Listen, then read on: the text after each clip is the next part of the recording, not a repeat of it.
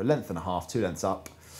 And I think they will probably row away for a win there. So we'll head back to the start, right on cue, for the second quarter-final race 198 of the Junior 16 Coxed Fours, Henley Rowing Club on the Berkshire Station and St George's College on the Buckinghamshire Station. And here we go. Henley Rowing Club take an immediate lead off the start again within 10 strokes. They must have a length or 3/4 of a length. That's really quite impressive. Another of those starts from a crew who take no nonsense at all. They don't suffer anything gladly. They just go out to win. And Georges are going to have to work a bit to pull this back. Henley keeping nicely on their station, rowing a good straight course. Not one of those crews who are going to have to lose half a length correcting bad mistakes off the island. But they took an immediate lead. St George's are not out of touch, but as I say, Henley were not suffering anything gladly. They just decided to win this, and they went off the start. I mean, they had a lead within a stroke and a half. We'll have to see if we get a nice drone picture. We'll have to see what the lead is, but I think I'd call that about half a length. I would think so about that. I'm not entirely happy looking at the Henley blades that they're really going to move that boat particularly well. It's just to see what St George's can do. You know, from our perspective, Robin, I have to say it's good to see the two crews staying relatively close to each other, because it means we could be in for a real gutbuster of a finish. It's very difficult when commentating to manufacture a race out of a race which doesn't exist. I mean, out of a procession. We could be in for a good finish here.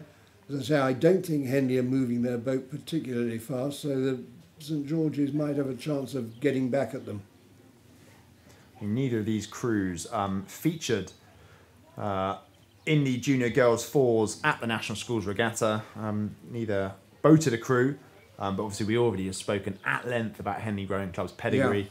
Yeah. The depth is incredible. And St George's College had a really impressive squad a couple of years ago at senior level, at Junior 18, and they won a silver medal in the Championship Girls 8s with the Gannon twins on board. Who I think have gone on to bigger and better things. Yes, on the under 23 scene, I think they've gone on to perform very well there at various universities and things like that. So we know St George's pedigree, but I think it's Henley actually, contrary to your. I was trying to persuade the crowd to rush to the edge of the river to see what was going to happen, but it does look as though Henley are hanging on to their lead. As I say, they don't impress me as being a particularly quick crew, but they're quicker than St George's. Yeah, I think certainly quicker than St George's. I think they've stretched out to about 2 lengths now. It's impressive stuff actually from the Henley crew, and just the Henley bandwagon rolls on. Yes, indeed. They're going to get bored of hearing that word. They keep winning things. Yeah, it gets boring after a while, doesn't it? Well, not for them, I'm sure. Chris Booth rode their coach, but that's 2 lengths, maybe 3 even, I'd say. 2.5. Let's settle for 2.5. 2.5. But there's no way really that. I did try to make a race out of this, honestly. Here we are then. We're underway here in the next quarter-final of the Junior 16 Girls Cox Fours, race 199, with Headington School on the Berkshire Station and Marlow Rowing Club, winners of this event at the National Schools Regatta on the Buckinghamshire Station. So I believe, correct me if I'm wrong, we've got the first place at the National Schools against the third place at the National Schools. As a proviso, I would say that Marlow won in the time of 7:37 at National Schools. Headington were third in 7:53. So there was a considerable distance between the two crews, and let's see if that pans out here on the Henley Women's Regatta course. Marlow were bigger and stronger than Headington, and I think that's going to tell. They've already taken a quarter of a length. Yeah, every stroke they seem to be moving further and further away. They're moving up with every stroke. In fact, about half a seat a stroke. It's. And I don't know how much of experience you've had of it. Myself, minimal. But how good is it to be in a crew where every stroke you can feel that your bow ball is just inching further and further away from the crew behind you? Would it surprise you to learn that I haven't got the first idea, because I have never ever sat in a racing boat? That would surprise me There you are. incredibly. I wouldn't have asked the question. Yeah. Well, Robin, your knowledge of rowing is quite remarkable. Well, I've considering been talking about it for many, many years, and so basically, I've mastered the art of pretending to understand it. Isn't that the commentary's gaff, though? Isn't that the way we operate? No, it's just such a lovely sport, and I got drawn into it largely by my father, actually, who was on the Henley, who was running part of the Henley commentary team. Okay. And pulled me in. Well, you do a sterling job. Told me to be a commentator, told me to join Thames Rowing Club. Well, you didn't disobey him. I mean, you know. Unheard of. Well, I think look at this. Stunning stuff, isn't it? They've got, what, length and a quarter now? And stretching out. I mean, off form, would we make these the favourites for this event? Or, I mean, judging on what we've seen so far, this is the third, obviously, quarter-final of 4. This the class crew, would you say? Well, this is good, isn't it? I mean, this is a good class crew. Yes. They're not having, to be fair, they're not having an immensely difficult race, because Headington are and have been all season a slower crew. But they are impressive. Yeah, well, let's look at them now. They're not, shall we say, breaking gallons of sweat to do this, are they? No, not at all. As they whiz past our little station here on the enclosures, they're looking very strong, aren't they? Yeah, looking very collected. They're well within themselves at the moment, and it's generally when the crew synchronise the headwear, you know they're going to be fast, don't you? Look at that synchronised sunglasses. What is the value of that? Absolutely, yes. This is a valuable training aid here. It does make a great deal of difference to boat speed, I heard. Although I did actually see a Baltimore crew with matching headwear not so long ago. Yeah, absolutely. Being, not to put too fine a point on it, tonked. So it doesn't always make a difference. Doesn't always work. No. But no, I think that third quarter final of the. Sorry, carry on. Go on. No, I was just going to say you saw them in that picture, and they are just stronger, better, faster than Headington. Absolutely. And it's tough if you're outclassed in a race. But that's it. That's a lovely shot of the Marlow girls, and that'd be. Yep. Be a picture to the eyes of all and Marlow here's supporters. The next one. So yeah, we're up for the last quarter final of the Junior 16 Girls Cox Fours. Bedford Girls School on the Berkshire station and Lady Eleanor Hollies on the Buckinghamshire station.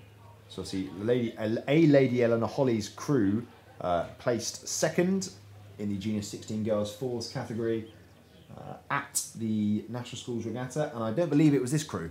I believe it was the other crew that we've already seen race down the course and win their quarter-final. So I think this is the second Lady Eleanor Hollies crew up against Bedford Girls School's top crew, who finished 4th in this event at the National Schools Regatta. Well, LEH are half a length down at the moment, so which probably plays out to the form book, doesn't it? Mm. Obviously, Bedford Girls School local for me. Bedford boy, born and bred, and I see a lot of these girls. As they coach Jackie Round, used to coach me when I was a junior. I was not a girl; she coached at my club. So I know a lot about their programme, and they always consistently produce a good strength and depth at junior 16 and 15 level, and often produce a decent quad at junior 18 level. So it'd be great to see them make it to the semi-finals of this event. They are slightly increasing their lead over Lady Eleanor. It's not a lot, but slightly. Stretching out inch by inch. But as we've already seen in this event, or certainly this regatta, Robin, you know, 3/4 of the length at this stage is by no means decisive, is it? Well, no, quite. And they're not getting away. LEH are coming back a little bit, and it is difficult. I was at Bedford Regatta this year. Well, you really? Yeah. You must have missed me. I did. Didn't miss everybody. It was a great day, and it's a fantastic river regatta. Oh, so. It's lovely. I wasn't actually very well that day. Oh. I have to say that I actually left about 3/4 of a pint of beer undrunk in Bedford Rowing Club. What are the chances? Yeah, what are the chances of that? Absolutely. And I have to say, if we just have a look at the drone shots here as they come down the course, this race is developing into something of a humdinger. My favourite little phrase, and I think it is. the crew from Lady Eleanor Hollies who are defying the form book and slowly clawing back on terms. But you don't beat any Lady Eleanor Hollies crew easily. Look at them, they are coming back, they're drawing level. Or nearly. Well, I have to say, you can hear the excited tones of our launch commentators here, and that always gives you a clue as to the quality of the race. And look at that, I mean, is that not just a shot to behold?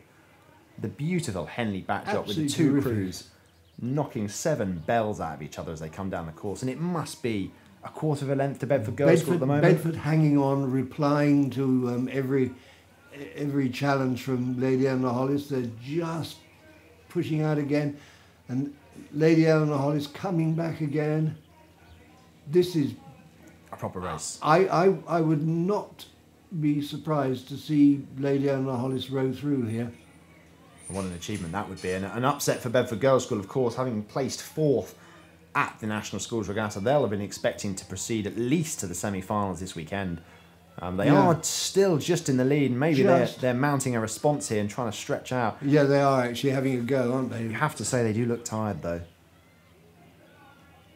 God, it is tight, isn't it? It's really great racing here. How wonderful to have a race like this to commentate on. And a very gutsy bit of rowing by Bedford. As you say, they look pretty tired, but they are not letting go. And but you can see it's getting a bit ragged now. They are tiring. Absolutely. The finishes are not as crisp as they were, and it's a question of can they hang on. I mean, you have to say, looking at the Bedford Girls' School crew, the key to a tired crew, I always think, is when they look over at their opposition continually. Yeah, if you look at the bow girl in the Bedford Girls' School crew, her head is on a swivel at the moment. She's constantly looking over. Keep your head in the boat. Your eyes in the boat. But they are holding on to a lead. Oh, I'm not sure, you know. Or are they? No. Very tight. I think Lady Eleanor Hollies might have just upped a gear at the right point. But Lady Eleanor are a bit tired too. Look at that. This is a terrific race, and I think LEH are through, aren't they? And yeah, they are truly. They are through, hammering each other, aren't they? I mean, as they come alongside our camera look at this. It is seriously difficult to call. It's about a canvas, if that. Yeah, inches. And I think the Bedford girls have put in a burn to get back at them. They're upping their rate. They're going for it now. We're coming up to the finish. 200 metres left to row. This is too close to call. It's going to be fascinating to see as they come down the course exactly who ends up where. I mean, look at that. There they go. This is the final camera angle we have, which gives you a clue. They've got about probably 150 metres left to row. Another look over there from the bow girl and the BGS crew. I'm sure their cocks will be driving them on. You know, keep your head in the boat. The cocks will do the looking for you. But I think it's Eleanor Hollies who have stretched out. I think it is. The lead has gone back and forth at least, I should think, 4 times in the last 30 strokes. Lady Eleanor Hollies, I think they've cracked them in the end, haven't they? They've broken them. I think they have, and I think coming up to the line, I think it is going to be Lady Eleanor Hollies. Yeah. No, Bedford have finally gone. They've blown. Spirited effort from both crews, but it is Lady Eleanor Hollies who actually get a win that's by a margin that's probably not reflective of the race itself. Well, they still haven't got away from them, but they did blow Bedford in the end. Yeah. That was a race to commentate on. Absolutely. Gosh, that was worth waiting for. I think I have to say, Robin, I think we might have another one developing up the course here. Race 201. The drone shots are showing me a pretty excellent race developing here in the junior double scull between Leicester Rowing Club on the Berkshire station and Nottingham and Union on the Bucks station. We're just waiting for the camera to shift from a disconsolate BGS crew and probably a delighted. There you go. Yeah, smart from the stroke girl. Yeah. And this is their B crew, so that's quite an achievement for those girls and shows the strength that LEH have. But if we just move back up the course,